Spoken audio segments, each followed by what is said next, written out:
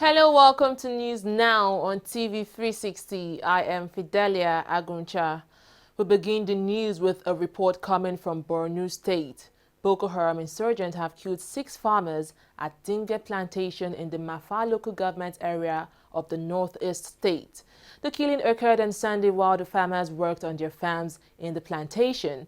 It is the latest in a string of attacks in the violence-wrecked northeast, where more than 20,000 people have been killed in 9 years of insurgency. The military and police authorities have yet to make statements on the attack. The trial of the leader of the proscribed indigenous people of Biafra, Nnamdi Kanu, has been adjourned to December 5. The trial was expected to resume on Monday, November 20, but was stalled following the absence of the trial judge, Justice Binta Nyako. The reason for her absence is said to be the ongoing All Judges Conference being held at the National Judicial Institution, Abuja. Kanu is standing trial for treason and management of an unlawful society. Just like in the last hearing in October, Kanu was again absent in court on Monday. Security and response agencies in Nigeria have pledged to continue working together to tackle the country's security challenges. This was part of the resolution reached during the second edition of the quarterly Security and Response Agency's Route March exercise in Abuja, the nation's capital.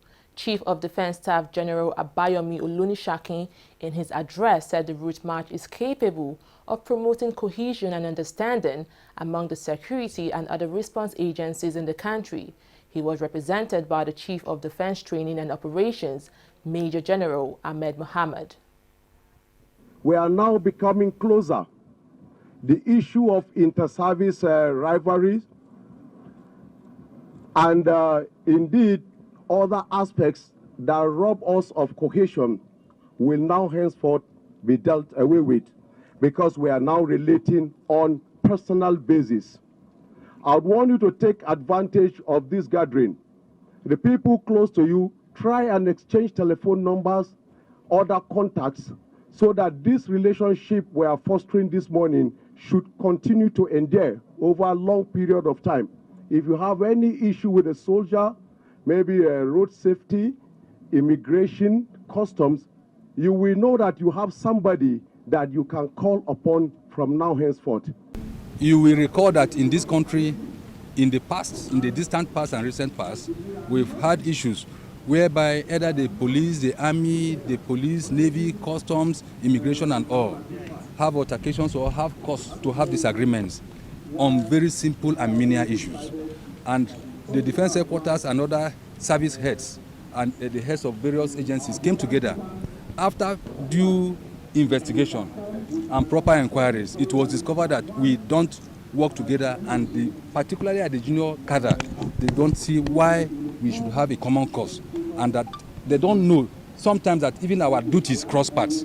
But with this now, what this does for us, particularly in the military from experience, is that it engenders esprit de corps. Data from the Nigerian Bureau of Statistics shows the country has grown by 1.40% in the third quarter of 2017. This is the second straight quarter the Nigerian economy has recorded a positive growth, a positive step for a country once battling recession. The recent growth is 0.68% higher than the rate recorded in the second quarter of 2017, which was revised to 0.72% from 0.55%. The latest figures comes less than 2 weeks after President Muhammadu Buhari submitted the 2018 budget proposal to the National Assembly. The 2018 budget, tagged the budget of consolidation, has an expected GDP growth of 3.5%, while inflation is at 12.4%. The candidate of the People's Democratic Party in the Anambra State governorship election, Oseloka Obaze, has rejected the result of the just concluded polls. The election was won by incumbent Willie Obiano, who floored his rivals by winning all the 21 local government areas. Obiano won 234,071 votes, while Obaze came a distant third with 70,593 votes. In his reaction to the result, Obaze claimed the polls had been manipulated to favor the sitting governor. According to his statement, the overvoting and inconsistencies between the counted ballots and card reader data remain exceedingly worrisome. Meanwhile, the All Progressive Congress APC and the United Progressive Party UPP has accepted the results.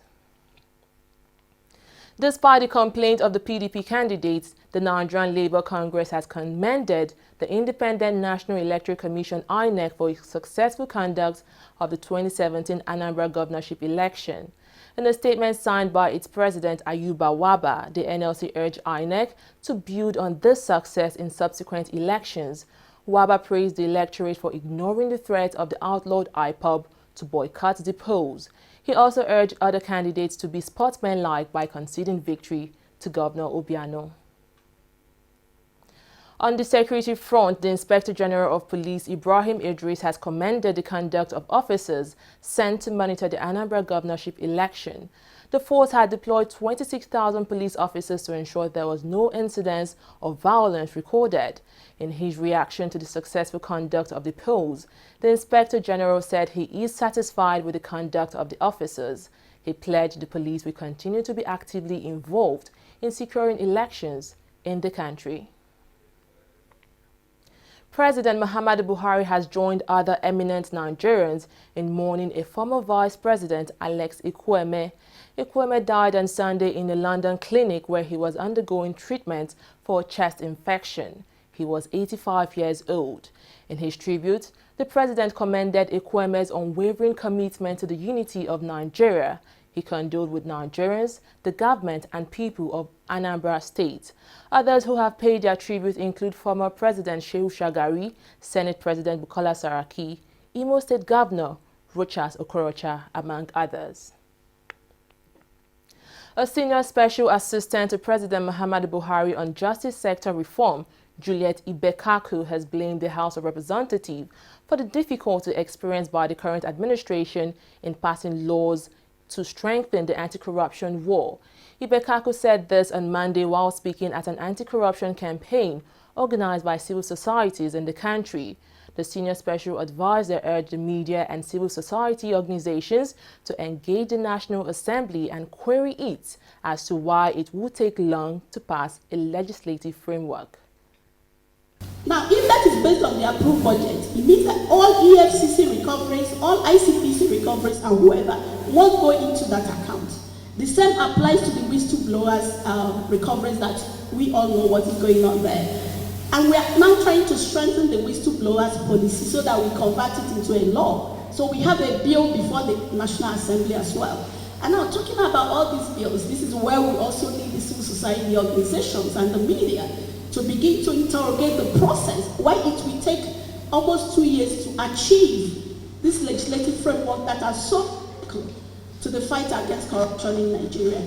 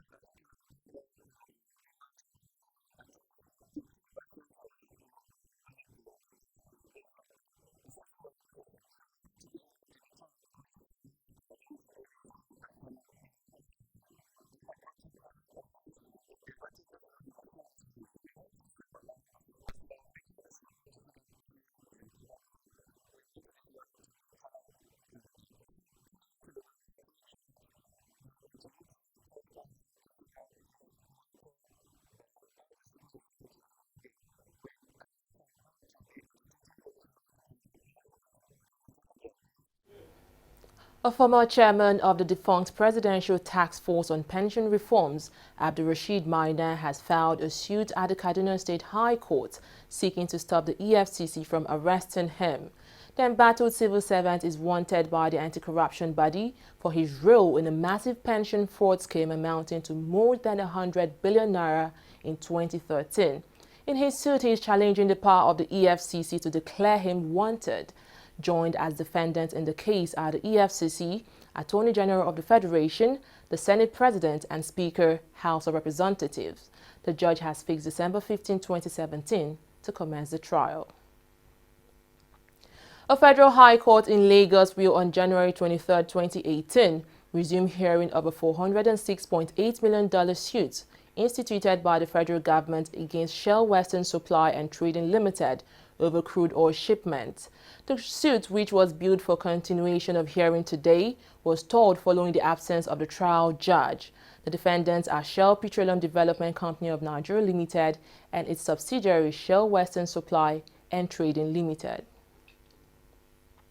An impending crisis is set to hit the Southwest chapter of the People's Democratic Party.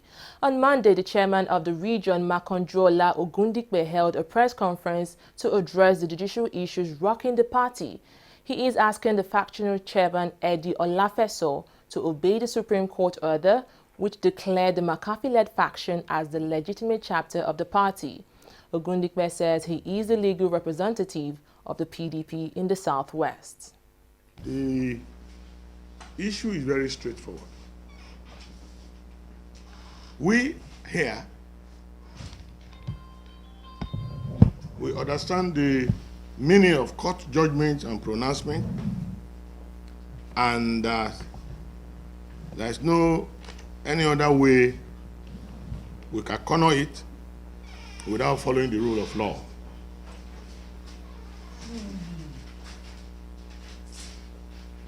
It is common knowledge that our party, the People's Democratic Party in the Southwest, has been in a state of flux for some time. However, following the parallel meetings called at the weekend in Ibadan, the Oyo State capital, by we, the authentic Southwest Suna ESCO, and another one called by the illegal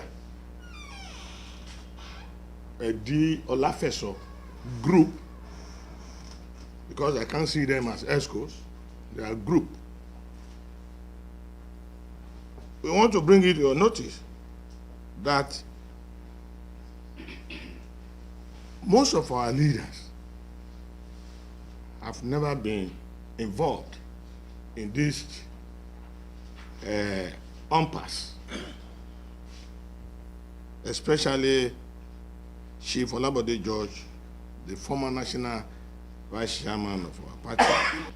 In order not to take any further step that will contaminate the 9th December convention and render it a nullity, Chief Bode George, as an elderly person, and other notable leaders of our party in the zone have resolved to alert the national leadership of our party to the potential landmine that could be, if not properly and carefully handled. Consequently, all our leaders have resolved to obey the rule of law and work within the ambit of the law. Soonest, an all-encompassing meeting of notable stakeholders, inclusive of all the aspirants in the forthcoming convention, shall be convened to decide a united Yoruba position ahead of the national convention.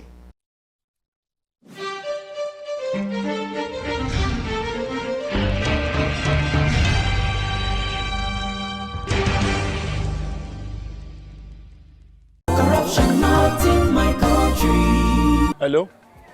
Yeah, I found your wallet in front of a supermarket. Meet me at Apple Junction. Yes, I'll be waiting for you. Now we find out. Two of us. Thank you very much, officer. You know, it's surprising that men like you still exist in the police force. Yes, so... Oh, yes. This is just a token of my appreciation. Oh, no. You don't need to do this. We are only doing our job. Thank you very much. God bless you. You're welcome. Now I know police is really my friend. Yes. Friend. Hey. Okay, which came up with this one? I don't understand. You know your problem. You are greedy. I'm a policeman who is doing his job. All forms of corruption in the force, not in my country. Corruption not in my country.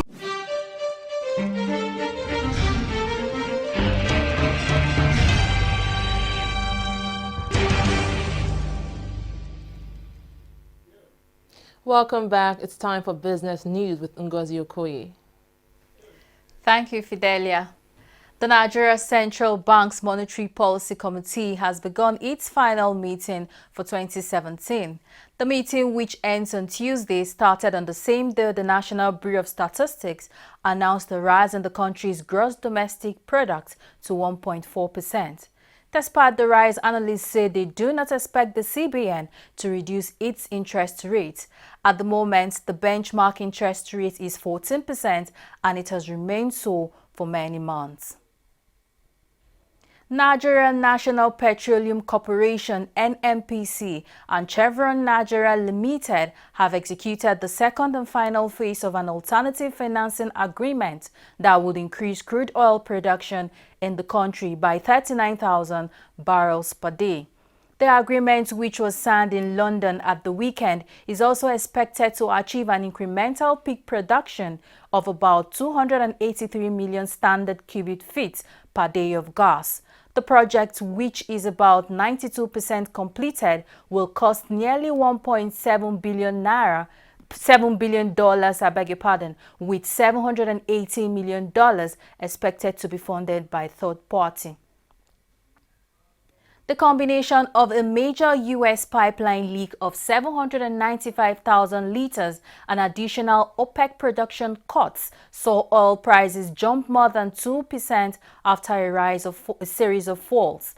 The shutdown of the pipeline came only days ahead of a decision to increase oil flows by an additional 830,000 barrels through the network.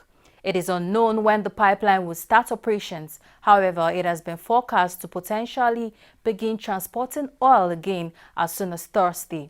Meanwhile, Brent crude is at $62.72, while U.S. crude rose 2.6% to close at $56.55 a barrel.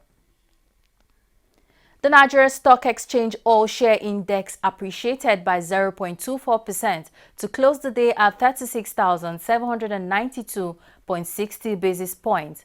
Similarly, the equity capitalization saw an upturn of more than 30 billion naira to close at 12.805 trillion naira. A total of 15 equities gained in price, with Nestle, PZ Cussons Nigeria, Nascon Allied Industries and Zenith Bank topping the list. On the backside, Fort Oil led the 17 stocks that saw a downtrend in today's trade. Others on the top of that list include International Breweries, Unilever and Guarantee Trust Bank. The financial service industry dominated the top traders list measured by volume, having Custodians and Allied PLC trading 40.456 million shares, First Bank of Nigeria Holdings 27.452 million shares, Fidelity Bank 23.460 million shares, and Diamond Bank 16.889 million shares. A total turnover of 208.709 million shares, worth 2.451 billion naira in 2,993 deals traded today on the floor of the market, in contrast to the 1.827 billion shares valued at 6.30 billion naira that exchanged hands previous session in 3,097 deals. And that's it on Business Story. We'll bring you more news after the break. Stay with us.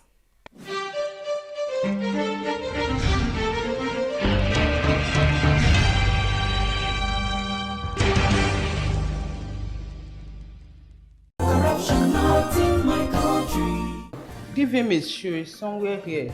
His phone and everything. Don't do like that again. Thank you. So, bye-bye.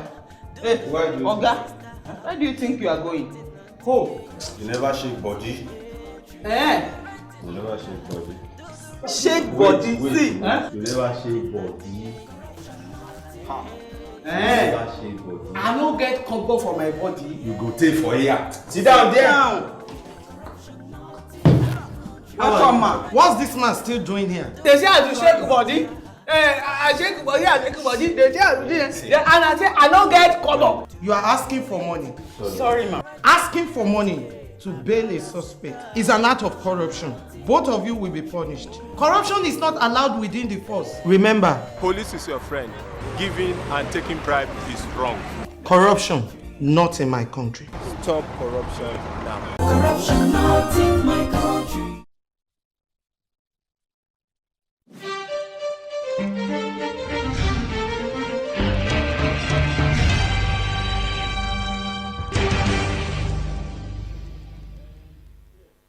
Glad to have you back. The deadline set by the governing ZANU-PF party for President Robert Mugabe to resign has passed without any significant development. The party has now begun drafting an impeachment motion to remove the 93-year-old from office.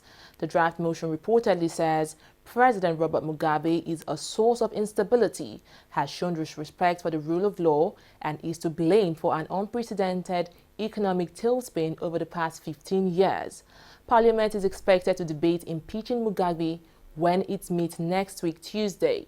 It needs 2/3 of lawmakers' vote to sail through. Kenya's Supreme Court on Monday upheld the re-election of President Uhuru Kenyatta in last month's repeat presidential votes. Chief Justice David Maraga said the court dismissed 2 legal challenges to the vote in a unanimous decision by 6 judges. The petitioners had argued, among other reasons, that the outcome should be voided because the election board did not seek fresh nominations after the earlier August 8 poll was invalidated, and because the vote was not held in each of Kenya's 291 voter constituencies.